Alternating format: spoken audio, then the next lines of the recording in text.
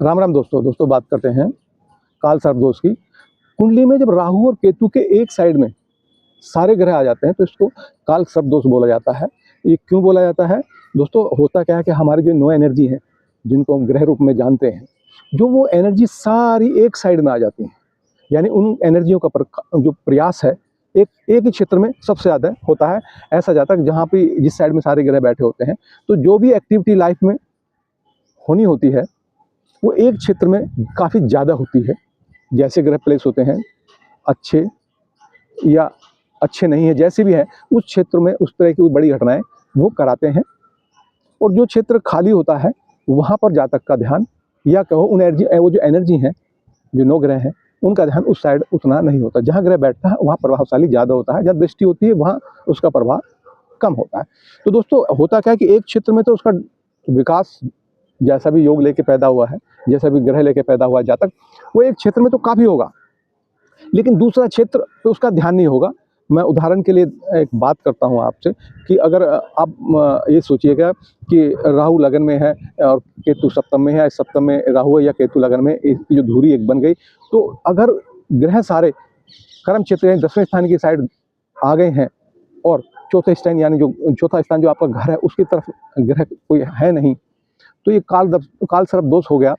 तो कार्य क्षेत्र में, ये लाभ के क्षेत्र में, ये जो बाकी जो इस तरह के जो खाने पड़ रहे हैं उनके क्षेत्र में काफ़ी आपकी एक्टिविटी रहेंगी, लेकिन जो घर का क्षेत्र है, पराक्रम का क्षेत्र है, क्रिएटिविटी का है, धन का है, वहाँ पर उतना ध्यान केंद्रित नहीं होगा। तो कहने का मतलब ये है कि ये एनर्जी एक ही तराजू के एक ही पड़ले पर वजन रखा हुआ है, एक ही तराजू के हिस्से पे चीज़ें हैं जो इसका मूवमेंट हो रहा है, एक बिल्कुल खाली हो गया है। तो हमें इस स्थिति में करना क्या होता है? ग्रह तो प्लेस हो गए, ग्रह अपना काम कर रहे हैं, और जब आपका जन्म हुआ, जातक का जन्म हो, तो उस स्थिति में जो भी ग्रह मिले थे वो मिल गए कि भाई आप काल सर्प दोष के साथ पैदा हो गए। तो करना क्या होता है दोस्तों? हमें अपने जो धर्म बनता है, जो हमारे कर्तव्य बनते हैं समाज के प्रति, देश के प्रति, उन पर ध्यान केंद्रित करना पड़ता है, क्योंकि चौथा भाव घर का है। आप घर के जो एक्टिविटी है उन पर आपका ध्यान नहीं होगा, आप दूसरी तरफ विकास अच्छा कर लेंगे।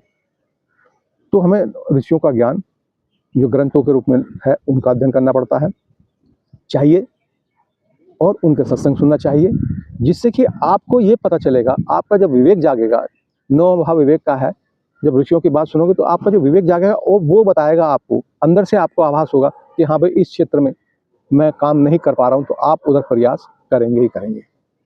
ईश्वर के प्रति आस्थावान होंगे, ऋषियों की बातें मानेंगे, उनका सत्संग सुनेंगे, धर्म ग्रंथों का अध्ययन करेंगे।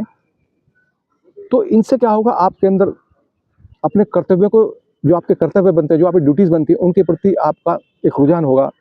आप हृदय से कोमल, दानी, सेवाभावी, ये भाव, क्योंकि जब आप धर्म का खाना आप अपलिफ्ट करोगे, उसको एक्टिव करोगे, तो ये चीज़ें आपके अंदर आ जाएंगी।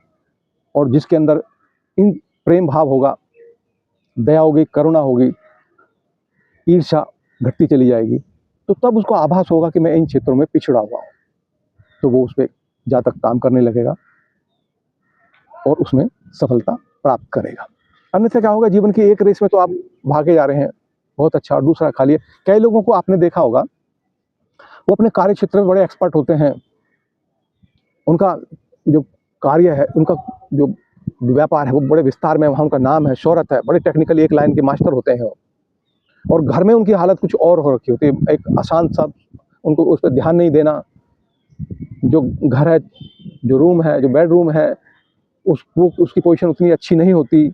मैं केवल उदाहरण के लिए एक चीज़ बता रहा हूँ आपको, क्योंकि उधर उसका ध्यान ही केंद्रित नहीं है, ध्यान सारा एक तरफ चला गया। विकास जो किया उनकी मानसिकता ने, जातक की मानसिकता ने, वो एक साइड का ही विकास किया, दूसरा साइड उस पर ध्यान ही नहीं गया। तो दोस्तों कई लोग पूजा बताते हैं, लोग पूजा भी करते हैं, अच्छी बात है, करनी भी चाहिए, लेकिन दोस्तों बाहर की पूजा के साथ साथ मानसिकता, जो अंदर की पूजा होती है, वो करनी कंपलसरी है। अगर आपने अपनी मानसिकता पे काम नहीं किया और केवल पूजा की, तो आपकी ज़िंदगी में काल सर्प दोष आपको हमेशा परेशान करेगा ही करेगा। और अगर आपने अपनी पूजा के साथ अपनी मानसिकता की पूजा की, यानी अपनी मानसिकता में जो त्रुटियां हैं, जो आपकी समझ में कमी है, उस पर अगर आपने काम करना शुरू किया, तो एक काल सर्प दोष आपको काल सर्प योग की तरह वर्क करने लग जाएगा आपकी लाइफ के अंदर, क्योंकि एक खाना तो आपने कुदरत ने आपको एक्टिव करके दिया ही दिया है, और एक पोर्शन को आपने अपने गुरुओं की कृपा से, धर्म ग्रंथ के अध्ययन करके, गुरुओं का सत्संग सुन के अपने विवेक को जागृत कर लिया, जिससे आपके अंदर दया, करुणा, प्रेम का भाव जागृत हुआ और आपके विकार नष्ट हुए। जब किसी के विकार नष्ट हो जाते हैं तो उसको अपनी कमियां और अपने कमियों पे काम करने का बल प्राप्त हो जाता है।